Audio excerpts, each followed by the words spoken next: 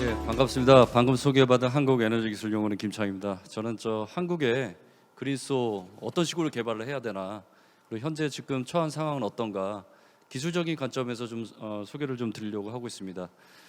좀 전에 그 에너지경제연구원의 소 본부장님께서 충분히 설명하셔서 그 수전의 기술에 대해서는 간략히 넘어가도록 하겠습니다. 근데 잠깐 첨언을 해드리면 세 가지 기술을 소개를 하실 때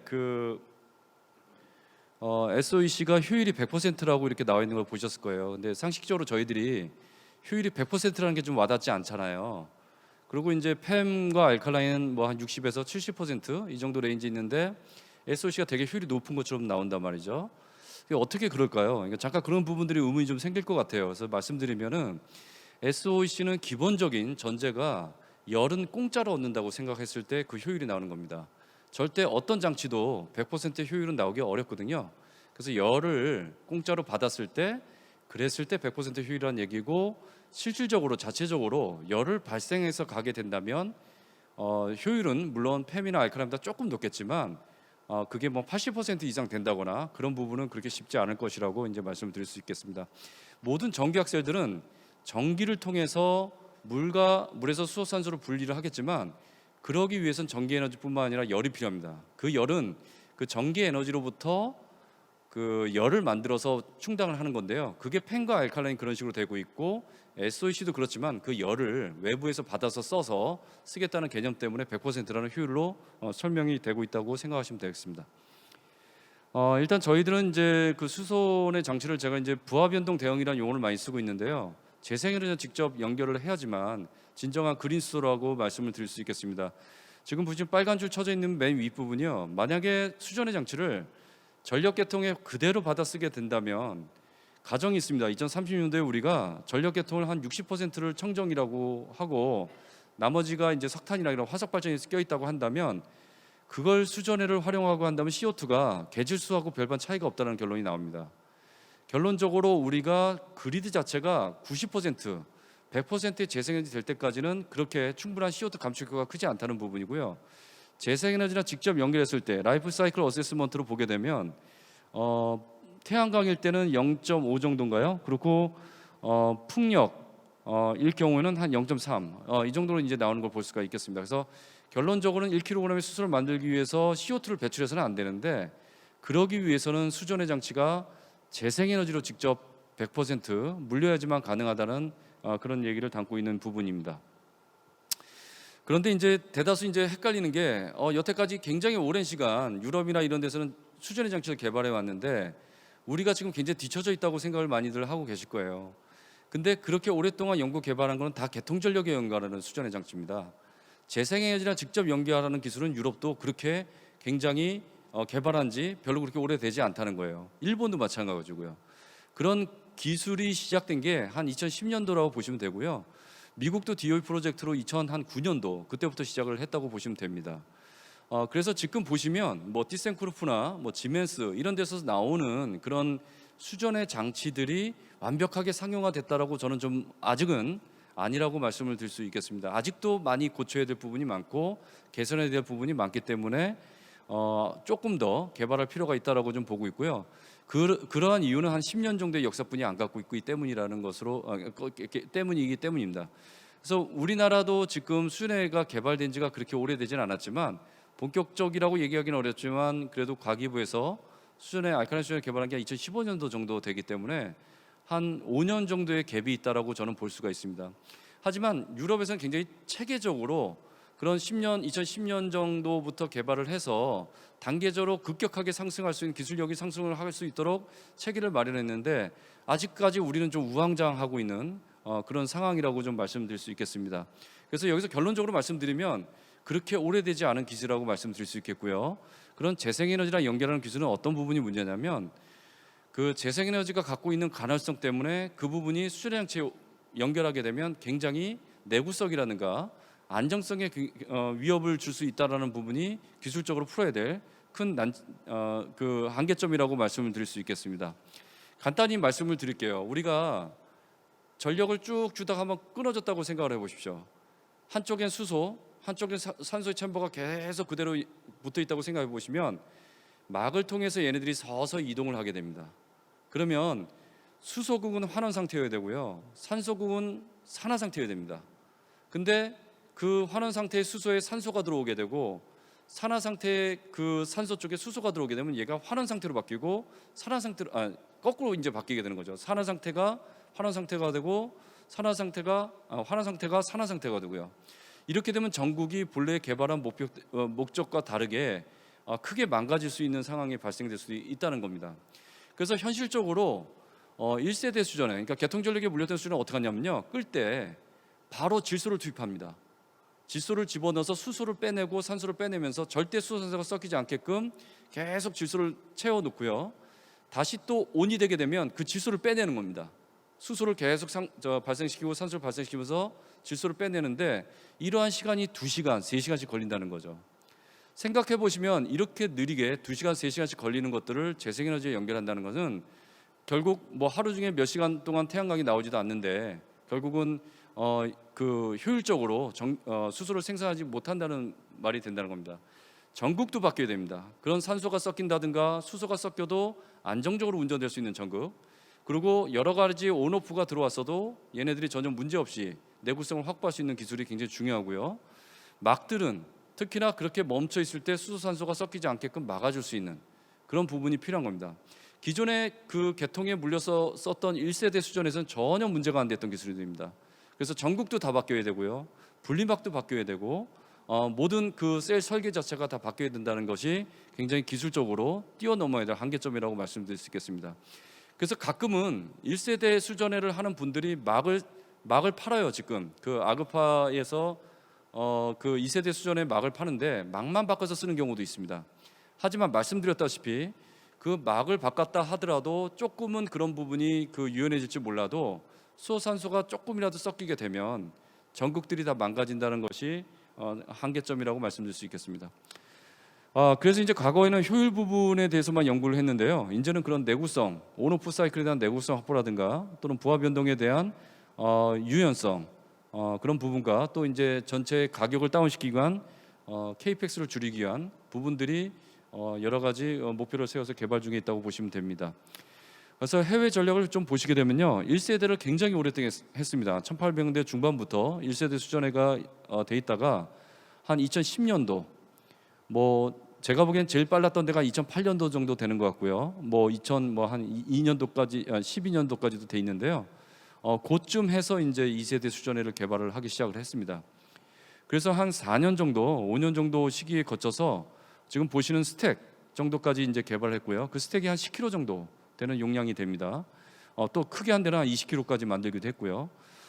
그 다음에 이제 스케일업 기술이 올라가게 됩니다. 그래서 한 4년 정도 한 300kg 정도 되는 그 스택을 스케일업 한 다음에 스케일업에 대한 디자인 팩터들을 갖게 되고, 그 다음에 바로 한 2020년, 지금 그 21년 돼서 한 2, 3년 사이에 10메가와트, 5메가와트 이렇게 대규모로 지금 스케일업해서 상용품을 지금 내놓는 단계라고 말씀드릴 수 있겠습니다.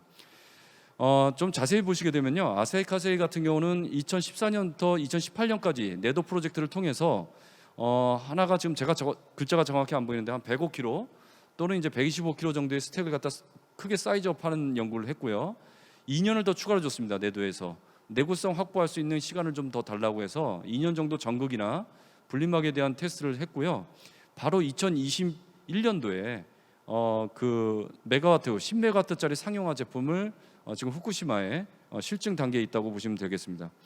유럽도 마찬가지고요, 한 300kg 정도 되는 저런 그 중간급의 스케일업 사이즈의 스택을 만들었고, 그 다음에 지금 현재 10메가와트 뭐 그 규모의 좀 수준의 장치를 생산하고 있는 단계라고 보실 수 있겠습니다.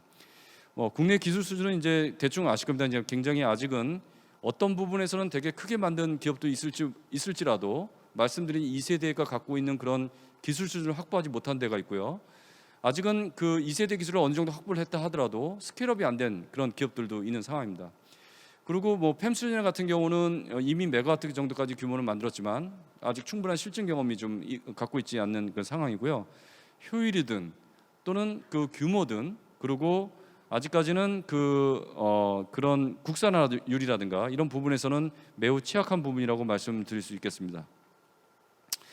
그런 부분들이 R&D 부분이 마찬가지입니다. 지금 제가 이제 전체적으로 조사를 해보면 지금 2005년도, 6년도, 7년도부터 알칼라인 수전해라든가 펜션을 연구를 했는데 보시면 대다수 1세대에 대한 산업부 쪽에서는 실증 연구만 하고 있습니다.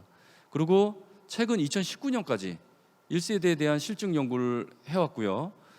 그리고 그 과기부 쪽에서는 기초 연구는 굉장히 오래전부터 2세대에 대한 그런 전극이나 이런 개발 연구들을 하고 있었습니다. 보시면 아시겠지만 그런 극단의 연구들만 하고 있는 겁니다. 중간이 굉장히 많이 비어 있다는 거죠. 그러다 보니까 이런 해외처럼 중간에 스케일업을 해서 메가와트까지 올릴 수 있는 그런 연구보다는 굉장히 원천적인 연구라든가 또는 메가와트 실증 연구, 이렇게 두 가지의 극단에서만 연구만 하고 있다는 겁니다. 그거를 올리기 위한 스케일업에 필요한 그런 연구들은 굉장히 많이 안 되고 있다는 것이 우리나라의 지금 문제점이라고 좀 말씀드릴 수 있겠습니다. 그래서 말씀을 드리면 지금 과기부와 산업부가 굉장히 롤이 구별되어 있고 그런 부분이 조금 중첩되는 부분이 굉장히 취약한 부분이 우리의 연구 분야, 연구 R&D의 그런 문제점이라고 말씀드릴 수 있겠고요. 그래서 해외처럼 이렇게 우리도 상용화가 되기 위해서는 중간에 핵심 기술에 대한 연구 부분들이 조금 많이 추진되어야 되지 않나, 이런 말씀을 좀 드리겠습니다. 지금 재생에너지가 아직은 국내 전체에는 볼 수는 없겠지만 제주도 지역만 보더라 하더라도 지금 현재 발생하고 있는 커테일먼트, 전력을 물리지 못하는 그런 잉여 전력 부분들이 많이 발생을 하고 있고 2030년도나 이런 부분에 굉장히 많이 예측이 되고 있는 상황입니다.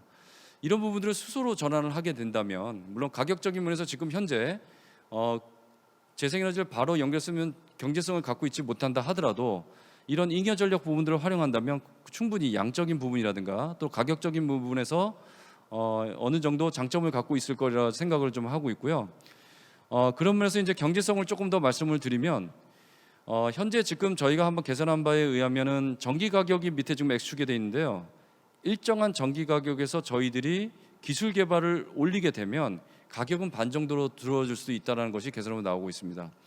그러니까 수전의 장치가 저희가 개발했을 때 단지 효율 높이는 부분만이 아니고요. 아까 말씀드린 장치 가격이 중요한데 그 장치 가격을 저가의 제품을 쓰는 것만이 중요한 게 아니고요. 일정한 크기의 그 제품이 있다 하더라도 출력 밀도를 높여서 10만 나오던 그런 수소양이 100까지 나오게끔 해서 전체적인 장치 가격 부분을 줄이겠다는 목표입니다. 그래서 현재는 전류 밀도가 0.2A 정도 수준의 수전 장치가 돌아가고 있는데요. 저희는 1A 정도, 그러면 수소 발생량이 5배 정도 상승이 되는 거거든요. 그런 식으로 해서 점차적으로 수소 생산 단가를 줄이겠다는 목표를 세워서 진행하고 있습니다.